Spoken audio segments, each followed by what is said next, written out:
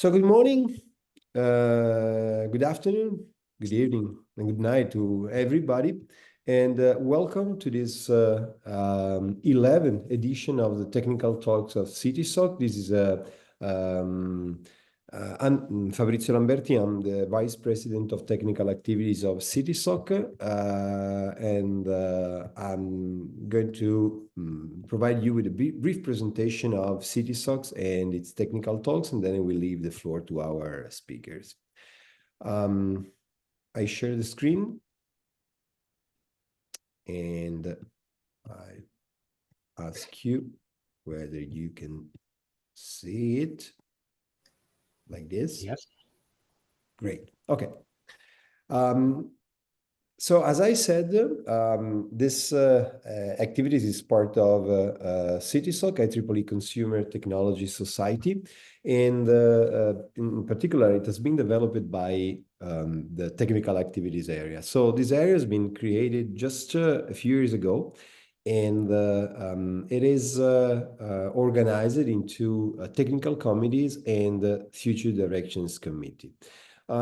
Regarding the technical committees, we started launching some of these technical committees covering a number of areas of interest for the Consumer Technology Society, and then some other committees joined.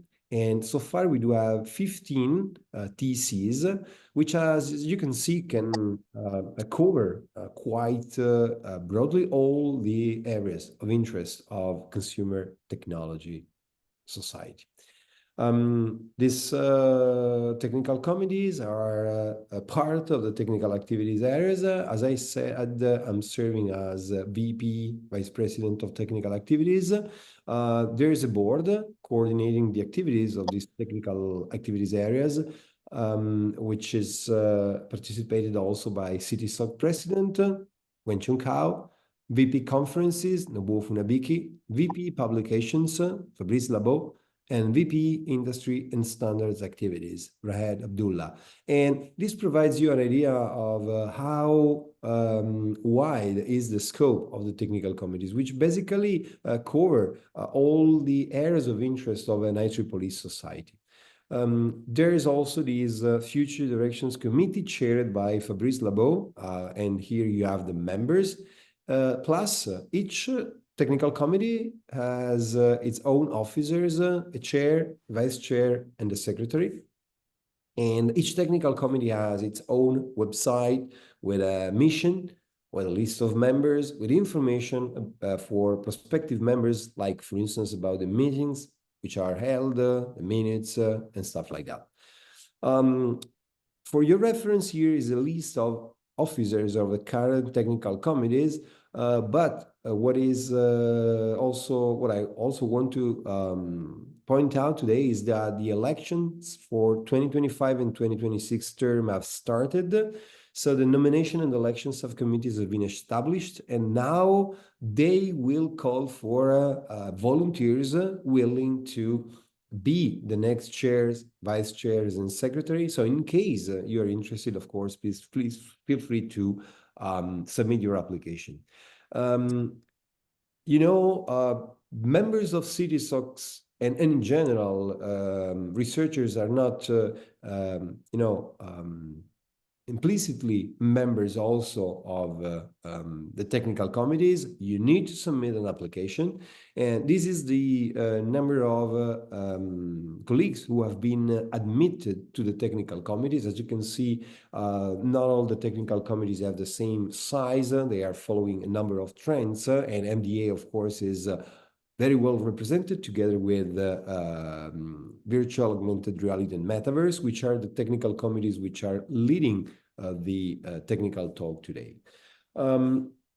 Indeed, maybe you are a member already, but if you are not a member, you can join. And of course, you can share this link with other potential colleagues willing to join the technical committee. This application form is accessible through the technical committee's webpage, and you are not requested to be an IEEE and or CTSoc member to be a member of the technical committee. So it's really a great opportunity. Why? Because the technical committees and their members are expected to support CTSoc in all its areas like conferences, publications, standards, education, and history. And they are expected to, foster current and emerging technologies and their applications of interest to CTSoc, but also support connections with other IEEE society councils and organizing units, and also explore potential areas of interest for future technical committees based, thanks to the activities carried out by the Future Directions Committee. So some of the examples of the opportunities that are offered to our members. So our technical committee members are invited to carry out a number of activities.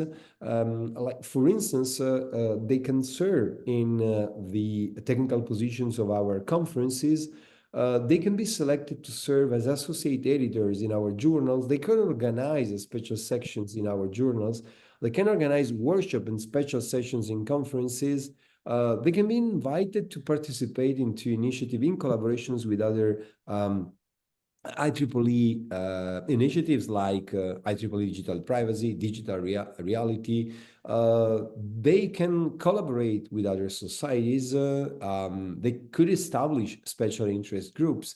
They can be involved in activities like the technical talks today. They can be selected to become the next distinguished lecturers of CTSoc. They can take part to funded projects like student internships. So these are just some of the activities that you can take part in too if you are members of the technical committees. Here just some examples, like the digital reality, for instance, is an initiative that we as CTSoc are transitioning into a technical community, and is a collaboration of many societies and councils of IEEE. And we are seeking the participation of the technical committees and their members into its development. We are managing many conferences, and one of these conferences, which have received a strong participation by the technical committees, is the International Conference on Intelligent Reality, ICIR, which is going to take place next week in Coimbra, Portugal. And I was talking about these projects. Last year, the technical committees requested a support from the Board of Governors of CTSoc to launch some research projects, collaborating among technical committees. And the Board of Governors decided to fund two proposals, specifically two internships for students. And these are the proposals funded and the technical committees which are involved. So there are many ways in which being a member of the technical committees can benefit a researcher. And of course, our technical committees are involved in the organization of these technical talks. This was an initiative that was initiated into one technical committee, and since it was working well, we decided to scale up and to transform it into an initiative of the technical activities areas, inviting every month or month and a half two speakers from two different TCs in order to give two different perspectives and reach a wider audience. So these are the webinars that have been already organized so far. Today, the webinar has been organized by the MDA and the VAM technical committees. So I thank them for the effort. And the next webinars will be planned in 2025. So if you want to contribute as a speaker, please contact me or the officers. So this is the last slide of my presentation. I just want to, introduce very quickly, basically thank the speakers, Dr. Marco Buzzelli from University of Milano Bicocca in Italy, and Dr. Filippo Gabriele Praticò from Via Polito da Win Politecnico di Torino, Italy. They will provide you two speeches in two complementary areas. So that is my last slide. I want to thank them for accepting the invitation. the TCs for any officers attending today, and I the floor to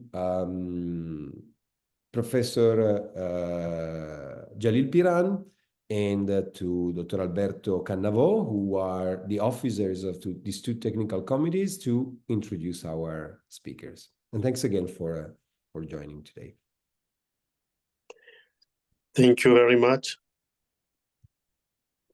Jalil and Alberto. Thank you very much. Thank you very much for your information. So today we are going to have Marco for his speech. The speech is about computational color constancy, efficient solution using neural networks. And let me just briefly introduce Marco. Marco Buzelli obtained his PhD in computer science in 2019 at the University of Milano.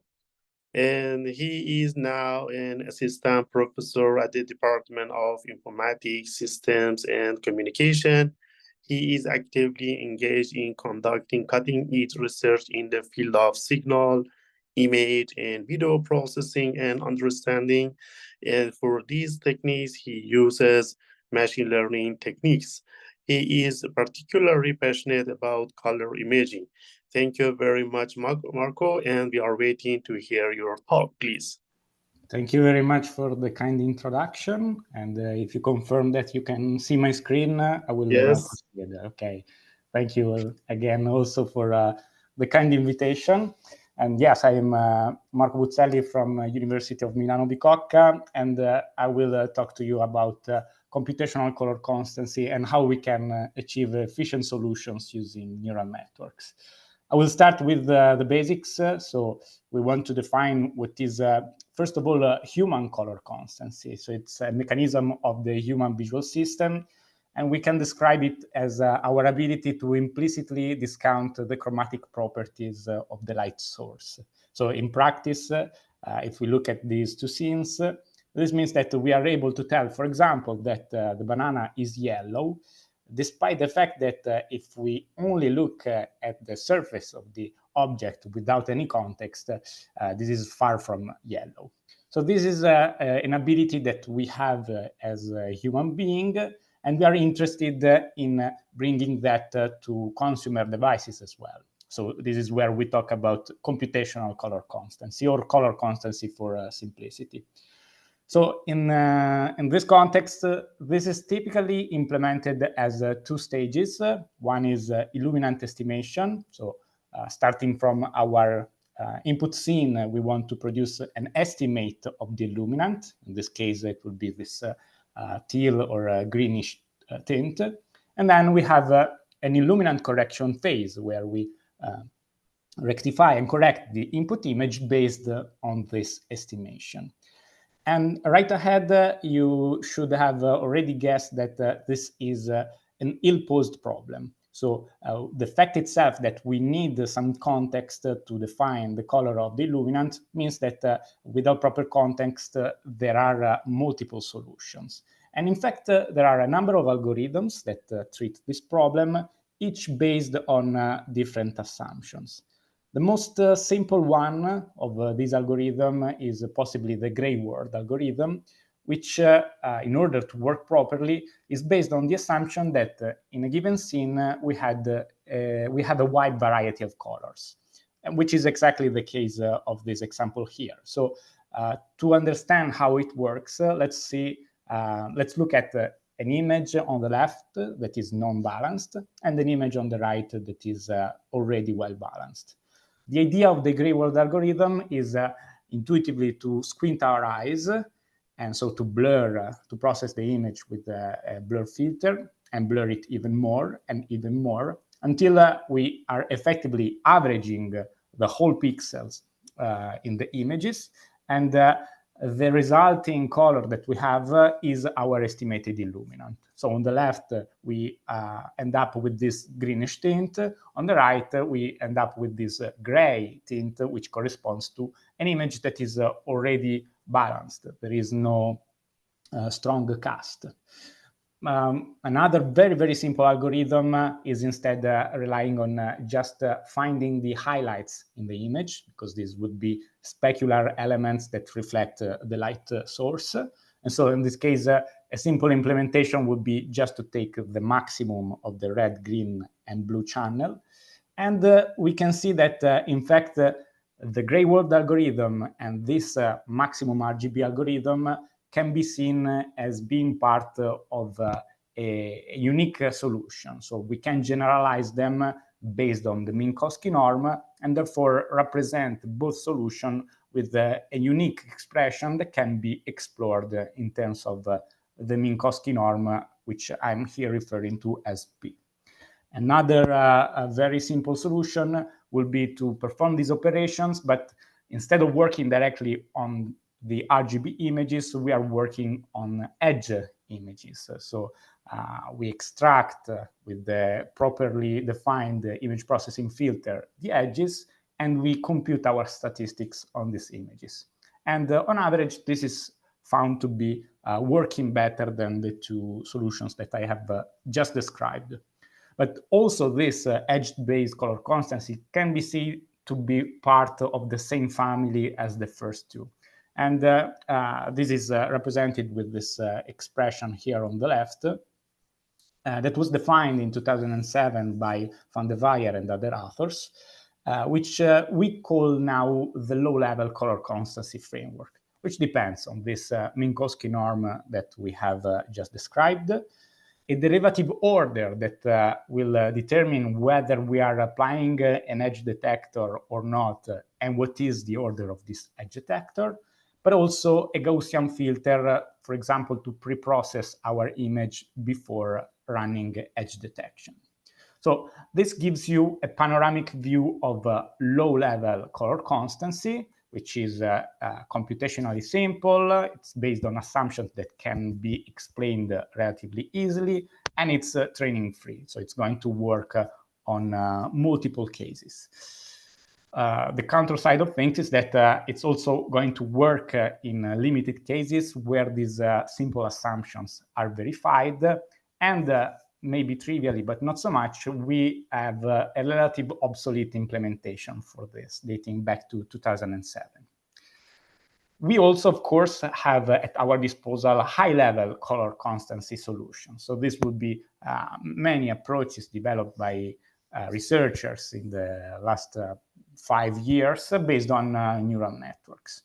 And in this case, they are found to be working on a wider variety of cases. They are, of course, implemented with modern technology, exploiting hardware acceleration. And despite this, they are, however, relatively computationally demanding. And they are also tending to be black box models.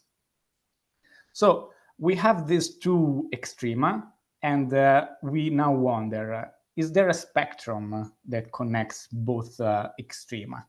Can there be something here in the middle? And the answer, according for me, and I hope to convince you on that, is yes. And in fact, what I'm going to describe for the rest of this talk is this convolutional framework for color constancy that we recently published along with my colleague Simone Bianco in the IEEE Transactions on Neural Networks and Learning Systems, where we try to find a global family of algorithms that encompasses also the low-level ones, but that are based on neural networks. So to achieve such a convolutional framework for color constancy, we have to define and explore these 3 steps. The very first one, again, possibly trivially, is to port the existing obsolete implementation into an efficient neural-based implementation.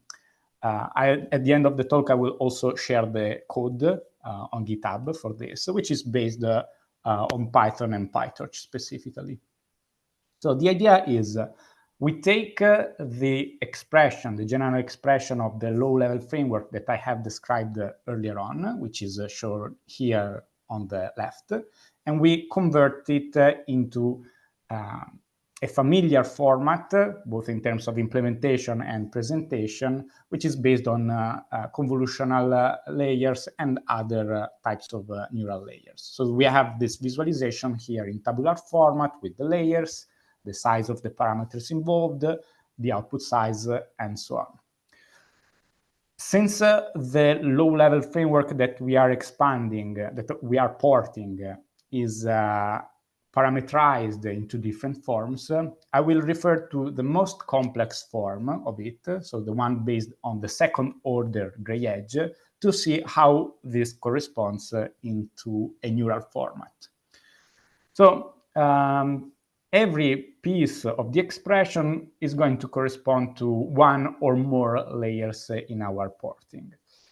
I would suggest to just focus on a couple of these to stay in time with the idea of this talk, but then, of course, we can expand this more with questions and with the paper. So the core of the expression is to process our image with a Gaussian filter and then to take the second-order derivative. In terms of a convolutional framework, we can implement exactly this with a batch of 9 convolutional filters with a given window size. In this case, I'm using for visualization a 3x3 filter, where we have as inputs our red, green, and blue channels, and then 9 outputs that corresponds to red, green, and blue, red, green, and blue, red, green, and blue for horizontal, vertical, and diagonal edge derivatives. So with the handcrafting these filters, but implementing them into a convolutional framework, we can produce a corresponding version of the low-level framework. We can also see that by design, we are going to have some sparsity in this implementation. So this is going to be addressed in the next step. Very quickly, we have also the other steps involved in the expression, which is, for example, a nonlinearity that implements the power operation of the L2 norm in the original framework. And finally, a spatial average to produce one global response in terms of the estimated illuminant. This simple, relatively simple porting already is giving us an improvement in terms of computational effort. So the batch-based PyTorch implementation turns out to always be faster than any of the possible configurations of the original implementation. Again, maybe trivial, but very useful and very important. The second step is now to say, okay, we have defined this architecture, we have set up some filters by hand. Can we actually learn these filters? Because as we have observed, we have a great deal of sparsity in these filters just by the nature of how these are implemented. And this means that, for example, the output red channel does not depend on the input green and blue. So we might say, okay, let's just enable the training with a proper training set. Except that this does not work because the simple architecture, neural architecture that we have obtained by porting the original framework does not properly enable the backpropagation of gradients, which is essential, as we know, in training our models.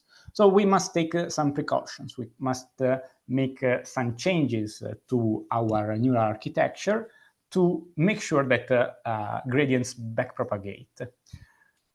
Here I'm visualizing these changes with respect to the previous visualization in green. Without going into the details of each one, let me comment, for example, on the first one. So in the first case, we have the first convolutional layer followed by a smooth nonlinearity, which is a power function. We know that sharper nonlinearities are more effective in enabling gradient propagation and enabling training of a neural network. So we introduce a parametric ReLU. Why not a simple ReLU? Because we want to preserve the generalization with the original low-level framework. So we initialize this parametric ReLU so that it works as a simple identity function.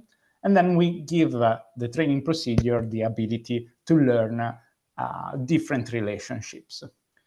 So in practice, we can visually look at the effect that this has on the convolutional filters. And we can see that indeed we have learned to perform cross-channel operations with wideband truncated filters. So the filters that we obtain are going to, for example, to produce our estimation of the red component, look at the red, the green, and the blue components of the input and how these interact. We will see in a moment what is the effective impact of this on accuracy. But before doing that, I just want to close on the third step, which is to extend the neural architecture that we have just described further to explore its generalization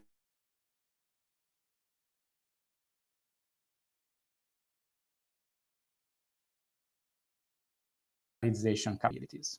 So in tabular form, the neural net additions or modifications. And here the idea is to exploit all the knowledge that has been accumulated in years of research all around the world to know, for example, that Pully layers, dropout layers are particularly useful in improving the performance of a given model, but also, for example, to encompass existing solutions. So I'm going now to refer to the convolutional mean or the one-net model, which are state-of-the-art neural networks for computational color constancy. And with these modifications to our baseline architecture, we can create a larger family that encompasses both our solutions and the ones that have been crafted by these authors. So, okay, let's put this all to the test. We want to evaluate how these solutions compare. And to perform evaluation in the domain of color constancy, we typically use the angular error. Without going into the details, it suffices to say that as an error, the lower is the better. In this table, I'm reporting angular error on the standard color checker dataset. The first block of solutions correspond to the low-level framework. So the very, very first that I described for you. For example, GW stands for gray world. And we have our set of performance, both average and median.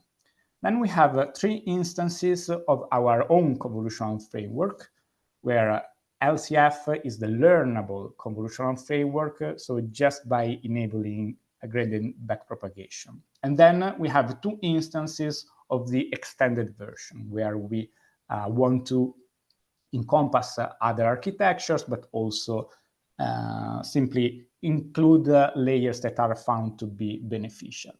Finally, the last 2 rows are the replicas within our framework of these 2 state-of-the-art approaches. And we can see that indeed this conceptual sequence of operations that we put in practice, starting from the porting and then enabling learning and then extending the model, indeed enables for a systematic reduction of the angular error. Another very, very important point of this solution is that it's bridging the gap between low-level and high-level algorithms. So what I'm showing with this plot here is on the 2 axes, again, the angular error. It's just on 2 different data sets. So on the horizontal axis, we have the color checker data set. On the vertical axis, the NUS data set.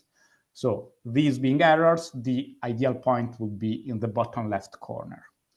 Then we have possible solutions for computational color constancy, whose size is representing the number of parameters involved. So we have some very effective, but also quite parameter-heavy solutions based on neural networks.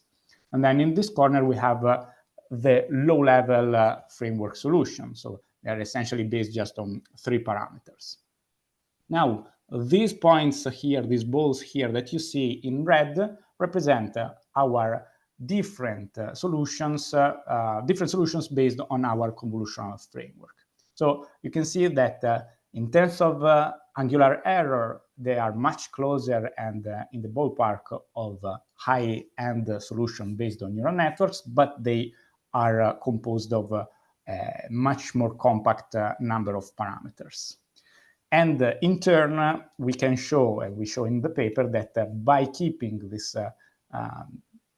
parameter representation low, we can also reduce the dependency on training data. So this is especially effective and practical for the purpose of color constancy, because collecting training data is particularly challenged for this task.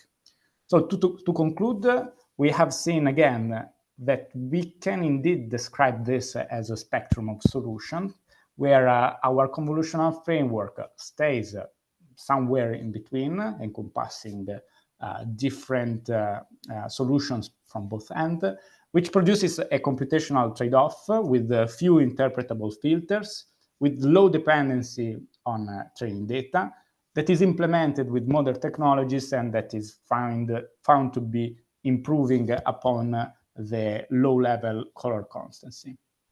So with this, I thank you very much for your time, and I leave for you the reference for the implementation of this framework, and I'm more than happy to address any questions, which I guess will come after my colleague's presentation. Thank you very much. Okay, thank you. So I will proceed with the next presentation. So introducing the next speaker. And so hello everyone, I am Alberto Canavo, and I am the secretary of the VAM technical committee. And today I am here on behalf of the other officers to introduce Dr. Filippo Gabriele Patico, which is one of our members, and his talk entitled Immersive Simulations and HMI for Next Generation Mobility. Before giving the floor to Gabriele, I would like to introduce him. He received the PhD degree in computer engineering from Politecnico di Torino in Italy in 2022. He is currently serving as an assistant professor within the Department of Control and Computer Engineering here at Politecnico di Torino. Regarding his involvement in the Consumer Technology Society, he presented and authored several publications and presented this publication in conferences such as ICC, GEM, and ICC Berlin. He co-organized and served as guest editor for 2 special issues for the IEEE Consumer Electronic Magazine, and in addition, he was the program chair of the IEEE GEM 2024 and chair of a special session in the last edition of ICC in Las Vegas. His research interests include extended reality, human-machine interaction, vehicular technology, and simulation. And so I see your slide that are ready to be presented. So I give you the floor. The floor is yours. Thanks, Alberto, for the kind introduction, and Marco for the very interesting and beautiful speech of before. My presentation, as introduced, is about the kind of different topic. Is more related to user studies on on cognitive and perceptual matter of the human beings. So maybe hope you have already familiarity with that kind of topic. As I'm not familiar with the background of everyone, I will just start by introducing the concept of the automotive and autonomous levels, and I will present then, let's say, a collection of studies that we carried out during this year in this research laboratories of VR Polito, and also recently about the MOST, which is the National Program on Sustainable Mobility. So let's see. So for those of you that maybe are not very familiar with the automotive autonomous levels, as they will be defined for the side definition. There will be 6 levels of automation, and we actually consider autonomous levels starting from level 3 to 5. And the main difference is from the user's perspective. There can be assumed that level 4, level 5 are almost the same, which we mean that the vehicle is able to fully drive on himself and then also handle emergency situation. Whereas for level 3, the driver or the passenger that can become the driver in some occasion are still required to drive the vehicle. Whereas instead of level 2, in which the passenger is actually needed to supervise the vehicle, here we have some kind of notice. So the user must not intervene unless it's solicited by the vehicle. And this detail open up a lot of intricacies. So just a little more on the topic of autonomous vehicles and which challenges can be addressed with the HMI perspective. Maybe some of you have, for those of you living in the USA, you already maybe have a capability to have a ride in some of these vehicles, and they promise to, for sure, let's say, democratize the drive for everybody. Not just in terms of, let's improve safety, but also allowing people which have no driving license or cannot drive. And they will also be able to free a huge amount of time for the occupants, which basically we move from the driver role to the passenger role. And these activities also referred in the literature to as NDRT, or not driving related task, can be from simple activities we are performing when we travel in urban transportation, such as subway or stuff like that, but can be also, for instance, in the extreme case of sleeping. So, of course, if we are dealing with level 3 vehicles, for instance, this can be issue to tackle.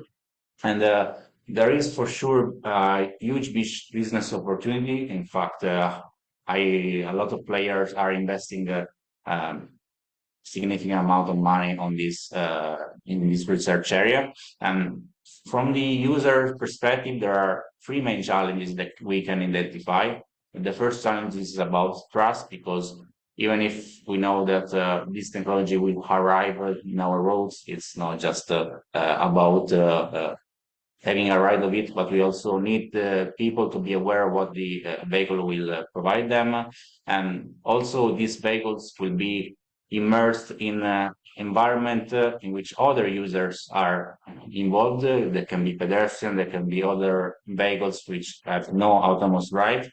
And finally, we can also see the topic of the motion sickness, because performing this kind of task in autonomous drive can enhance the symptoms and trigger motion sickness.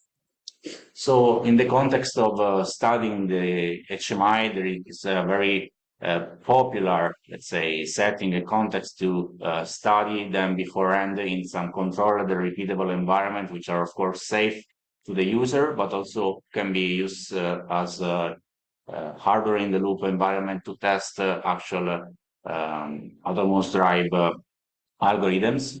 So by starting from the trust topic, we are familiar with the topic that trust is some kind of feed-forwarding loop in which we can influence the trust and ultimately the perceived risk that is going to be perceived by the user. And this is kind of useful when you are driving in the level 3 or level 4 or level 5 vehicle, because you will ultimately enjoy your ride and be less stressed. But it's key for level 3 in order to accommodate the user and allow the user to drive without, let's say, intervene when it's not mandated to be. And in the literature, there have been, let's say, classified 4 kind of user interface that can deliver information to the user, from auditory to classic dashboard.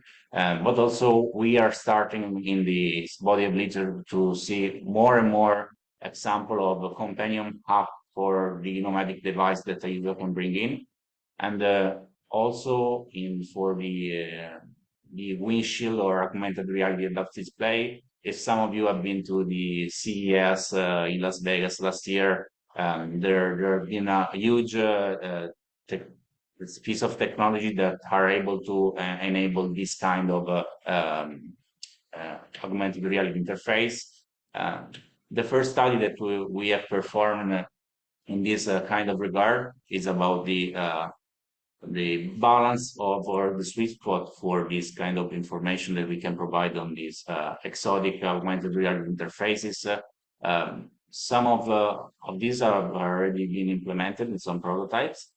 In our study, which was published in the Transactional Vehicular Technologies, we investigated of the balance of information. So how much information you can provide, and which is the sweet spot between visual cluttering and the information you provide, which ultimately lead to higher trust.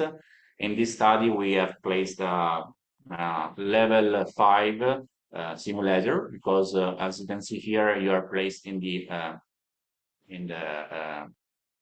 non-driver designated driver spot on the vehicle. I will come back later to the choice. And we are vested several measures and also some kind of objective measure to measure the stress of the van via GSR.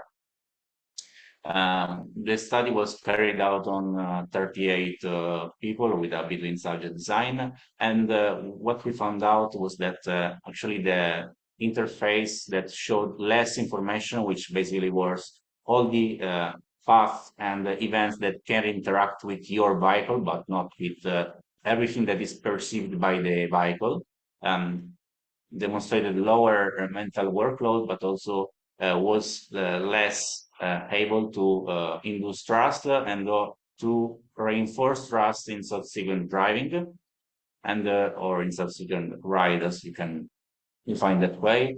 And that overall the interface, which had a lot of information, more information, was perceived as less stressful. This is not necessarily a good thing in every scenario, and because of course for level 3 automation, for instance, you need to be aware and keep high the situational awareness on the intervention. So this means that the selection of the amount of information displays is something that must be either adapted to the kind of automation or at least adapted to the kind of experience of the user, which leads to the topic of adaptive interface. And we also observed that the results about the especially the trust can vary depending on the seat occupied in the vehicle. So if you place somebody in the driver's seat, even if there is no actual steering wheel, the level of stress and trust can skyrocket. So when performing this kind of study, it's important also to consider from the background of the user or the population you are bringing in. And of course, the results may differ in case of takeover requests, which were not included in this study because we were focused on the higher level of automation. From the point of view of road user, instead, we conducted another study, and this is key, for instance, because when you are, for instance, a pedestrian crossing a road and you have to negotiate with the autonomous vehicle that is riding towards you the occasion to cross the road, either cross the road or not, this can be quite a safety sensitive topic, or at least an efficiency topic. We observed, for instance, that in for some culture is not a big issue in the literature, but I can assure that in Italy we used to not wait to see a car stopping at crossroad before crossing, and this can be even more intensified in unregulated crossroads. So when no traffic light or a zebra crossing is available. So on this topic, some works have been proposed before about the external vehicle interfaces, and we propose a novel interface based on augmented reality concept and compared with all the other in the literature. So there are some interface which are based on let's say anthropomorphic feature, which is this kind of smile or can be eyes pointing toward the users. There can be some kind of a projection from the vehicle, which usually spans a couple of meters ahead of the vehicle, and also this kind of interface, which could be in principle placed for also as projection on the vehicle, but these are meant as infrastructure that and smart roads context, and some augmented reality interface that we are proposing, which are expected to be either projected from the vehicle, from the infrastructure, or from the head-mounted device on a user in a future that we envisage the augmented reality will be democratized. So here we have a third-person perspective of what could happen. Of course, you can have a vehicle which is not able to stop safely, and the negotiation will be not fulfilled, so you should not cross in front of the vehicle. Whereas if the negotiation of the crossroad is correctly accomplished, you can safely cross the road, even before that the vehicle will come at a full stop. So this is beneficial also for, of course, traffic congestions. So from our study, which involved 12 volunteers with a fully counterbalanced within subject design, we have found out that actually the anthropomorphic interface and the augmented reality interface were almost let's say the first or the runner-up in the pool in terms of, for instance, efficiency. As you can see here, there is the smile interface. Here is most advanced augmented reality interface. But somehow the smile interface of the anthropomorphic one were able to provide this kind of features without increasing the mental workload, or at least by sacrificing less cognitive resource, so have been more easily interpretable. What we find out ultimately is that these kind of interfaces are for sure informative, and maybe, and we have seen some studies which are following our first publication here. They're experimenting with having either multiple road or multiple pedestrian crossing, because of course, if the car smiles at you, and there are many people crossing the road, you ultimately don't know if the car is smiling at you or at some other pedestrian. So this can be solved, of course, with augmenting reality every interface in the world, but can be also other concepts that can be developed around this anthropomorphic concept and the fully augmented reality. So about what is let's say in the oven, so what we are working on right now, what is being toward publishing, and the next step, still about the, let's say, road autonomous vehicles. There are two topics which we are addressing. The first I anticipated to you is about for the setting of autonomous level 3, so in which there is some kind of takeover request, as I will show it in this video. And from the taxonomy that you can see depicted here, there are some events that for sure can be handled by the vehicle when it's driving autonomously.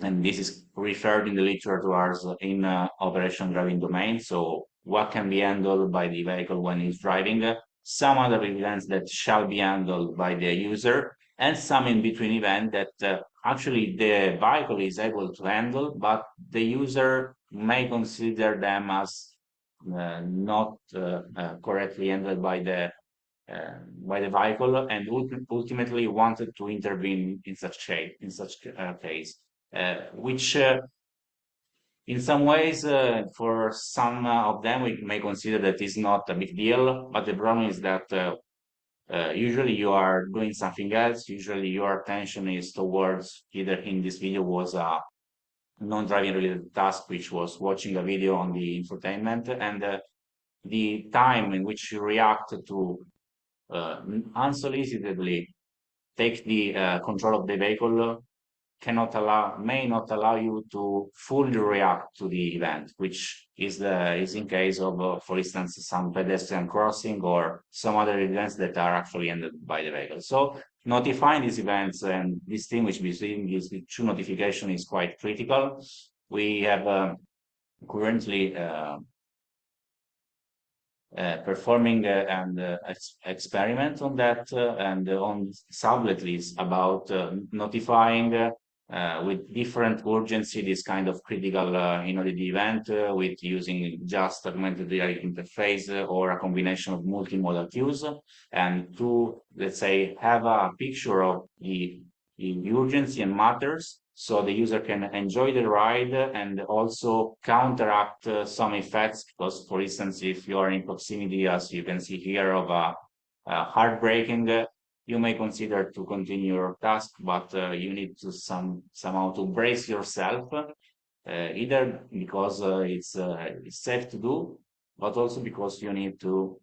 This can prevent you to the increase of motion sickness while riding, which is another topic which we have explored in our studies, and this is actually under review, and so I cannot fully disclose all the results for that. But I can anticipate you that, for instance, in that experiment, we have analyzed companions app that are able to allow you to carry on the non-driving related task. In that case, it's text reading, but because it's a good proxy for other activities. And we experimented with different mitigation techniques, which were previously tested in the literature, but were not never compared against each other, because it's not so easy to, let's say, perform an experiment in which you have to willingly make people sick. That's why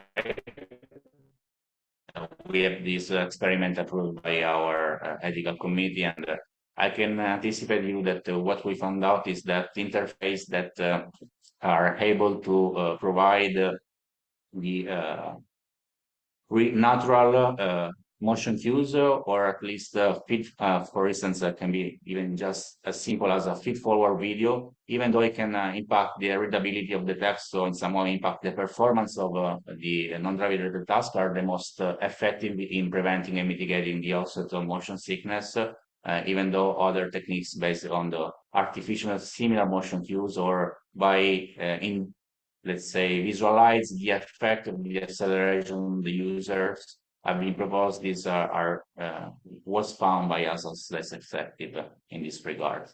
And last topic we are exploring, and because we are moving from, let's say, the road to the sky, at least in the urban context, we will see also in the next decade some of these vehicles coming. And actually, the study and the kind of for HMI for this kind of vehicle are still very scarce. This is not just a slice of the literature, but is the full literature about the topic.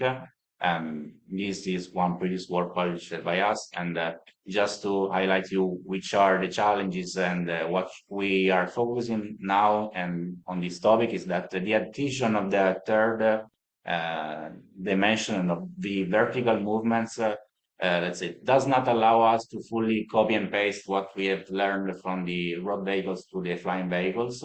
So there are new and unusual sensations that triggers differently perceived safety trust cues. The magnitude of motion sicknesses can be, of course, magnified, and here is key to include in the user study and simulation 6 degrees of freedom motion simulators, not just 2 or 3 degrees of freedom, because you need to simulate this third dimension.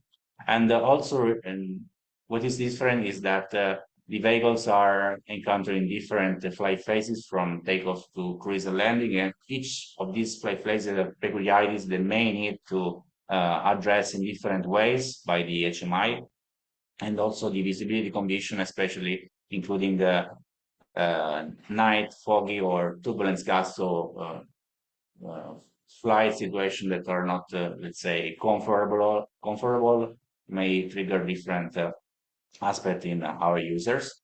So just a little sneak peek of what we are doing now is endowing simulation and allowing us for experiment with different conditions that we have just introduced you by the fog, wind, night, and also fine-tuning and allowing us to change and exploring with the augmented reality at concept, but also multimodal interface, which can be allowed in our cockpit of the near future. So this actually concludes my overview presentation, and I'm open for question together with Mark. Thanks. Yes. Thank you, Gabriele, for your presentation. I think that there is time for a few questions. Are there any questions from the audience? If yes, you can open the mic and put your question here in the meeting.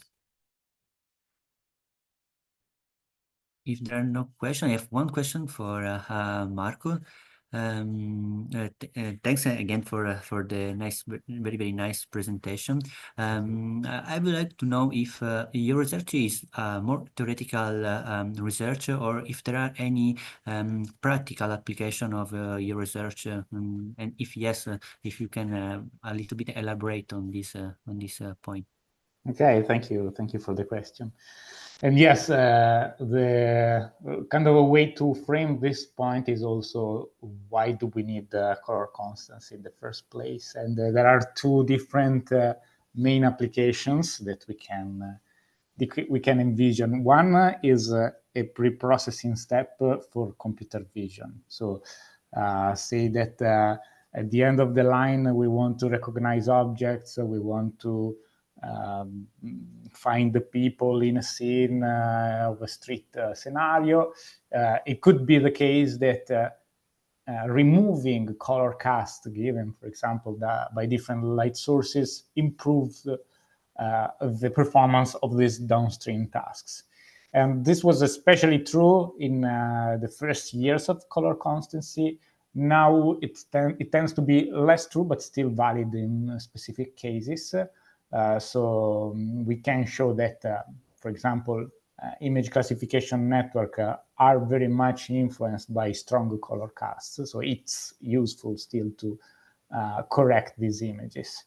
And the other application for this domain is the final, how to say, the end user experience of a consumer device. So we have had a lot of relationships with industrial realities for smartphones, for example, dedicated to that. So I have bought my new super expensive smartphone, which is not my case.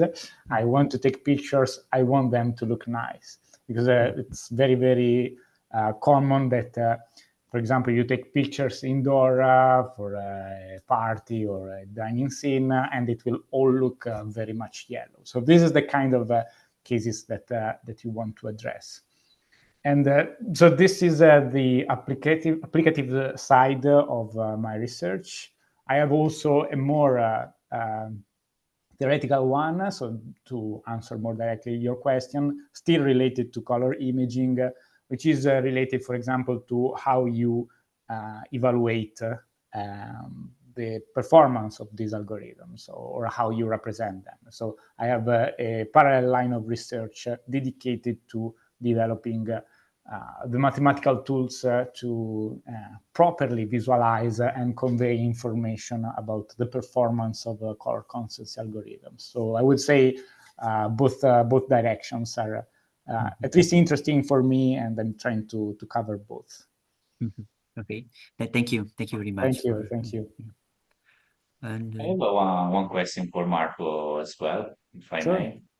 And I don't know if you are familiar with the area of color harmonization in the context of augmented reality. Is that a technique can be used, for instance, to blend the video see-through images from digital content and camera feed content in a more believable way? Can be.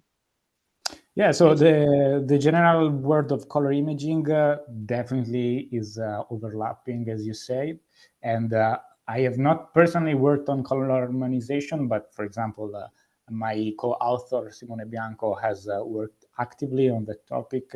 So even though color constancy in itself does not necessarily works towards harmonization, the underlying ideas definitely do. So all the concepts dedicated to relighting an image, changing the apparent light source are definitely shared with color harmonization. And as you mentioned, I could see how they could fit in the applications more close to your line of research. Yes.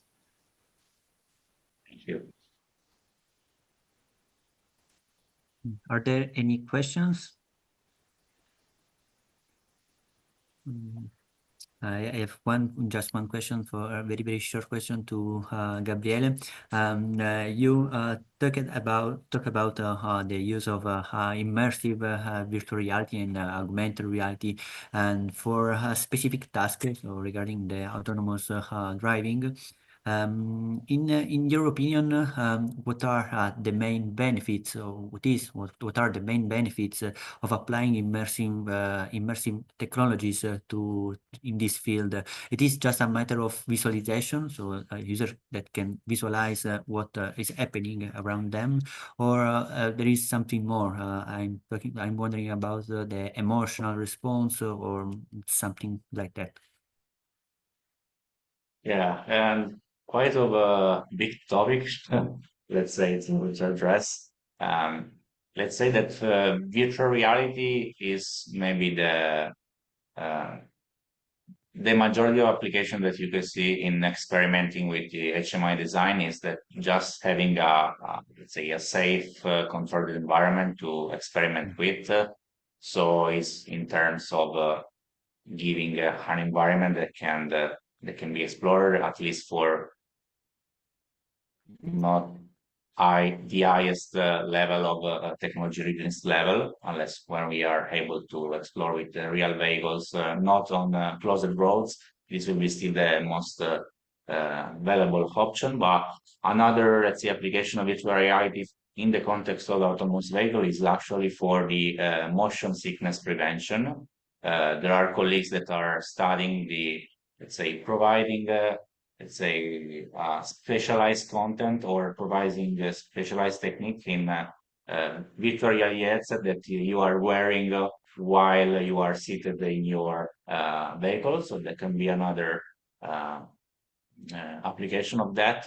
And augmented reality we study because ultimately, as maybe this is shared across many of our PCs, will be seen in the future as complementary or replacing fully the smartphone devices. So we study interface in this regard because we expect that we will have this technology available in, let's say, instead of every hand of the user on every head of the user. So we are moving forward because they are effective in combination, but also we expect that it will be the main use case in the next 20 years, let's say.